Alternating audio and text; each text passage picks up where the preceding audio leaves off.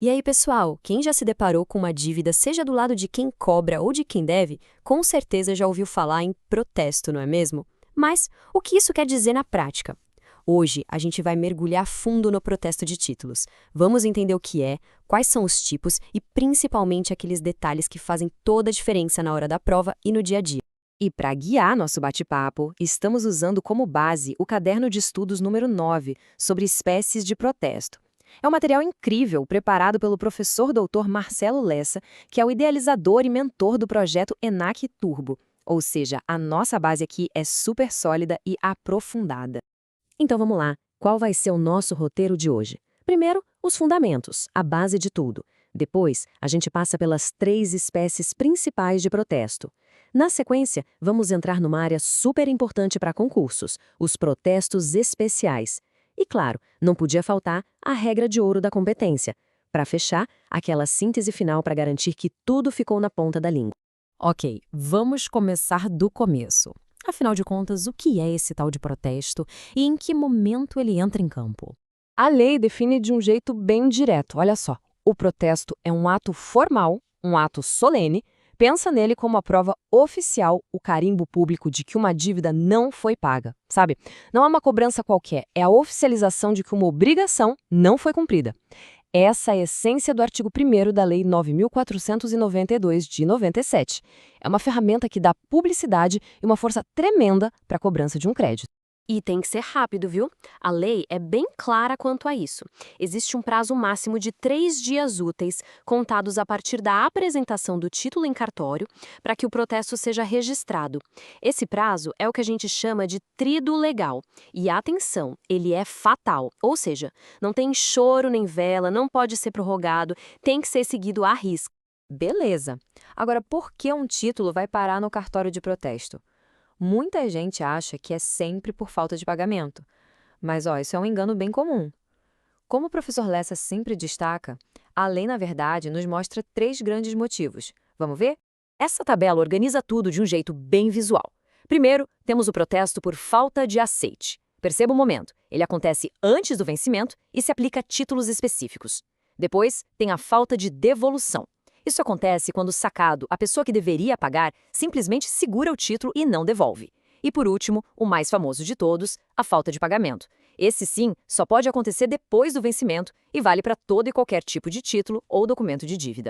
Muito bem, agora a gente entra numa área que exige atenção redobrada. É a zona quente dos concursos, pode apostar.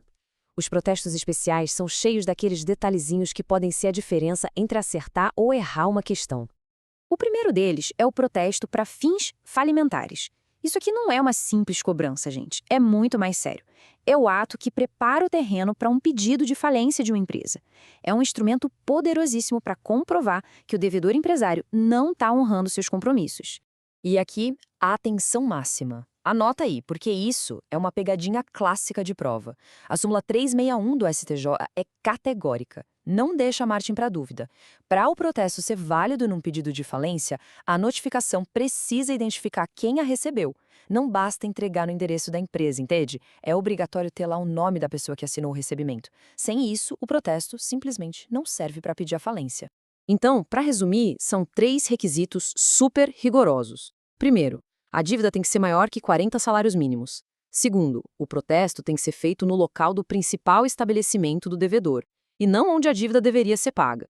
E terceiro, como a gente acabou de ver, a intimação tem que ter o nome de quem recebeu. Se falhar em um desses pontos, o pedido de falência já pode ser negado de cara. O segundo caso especial é o protesto de sentença judicial. Isso mesmo, uma decisão final da justiça. Aquela que não cabe mais recurso e que condena alguém a pagar uma grana pode ser levada a protesto. O Código de Processo Civil, lá no artigo 517, deu essa força para a sentença, transformando ela num título protestável. É mais um jeito de forçar o cumprimento da decisão. Chegamos num ponto que é tipo a espinha dorsal de todo o procedimento: a competência territorial. Saber onde fazer o protesto é a regra de ouro. Errar aqui pode invalidar tudo, então vamos prestar muita atenção. Esse quadro aqui resume tudo de forma perfeita. A regra geral é simples. O protesto é feito na praça de pagamento. Mas, como sempre, as exceções são o que mais caem em prova. Para cheque, a lei dá uma colher de chá para o credor. Pode ser no local de pagamento ou no domicílio de quem emitiu. Já nos casos especiais que vimos, a lógica muda. O protesto para falência é sempre no principal estabelecimento. Faz sentido, né? É lá que se concentram os negócios. E o de sentença judicial é no domicílio do devedor. Entender essa lógica ajuda muito a memorizar as regras. Para a gente fechar com chave de ouro e garantir que o conhecimento ficou bem firme, vamos repassar os pontos mais cruciais que vimos hoje. São aqueles detalhes que realmente fazem a diferença na hora H. Primeiro ponto-chave tem a ver com o tempo, com o momento certo de agir. É fundamental lembrar disso. O protesto por falta de aceite é um ato preventivo. Ele só pode e só faz sentido acontecer antes do vencimento da obrigação. Depois que a data de pagamento passou, o único motivo válido para protestar é a falta de pagamento. Simples assim. Segundo ponto fundamental que define os limites da atuação do tabelião.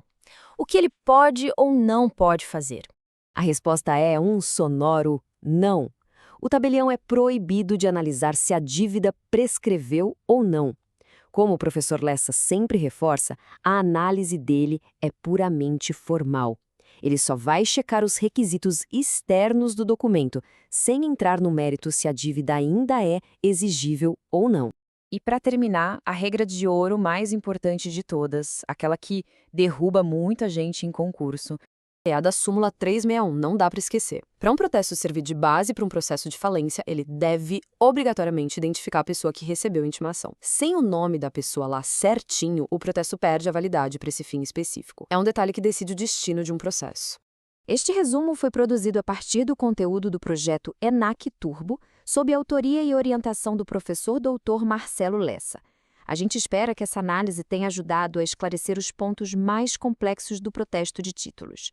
Se esse conteúdo foi útil, não esqueça de se inscrever no canal e ativar o sininho das notificações.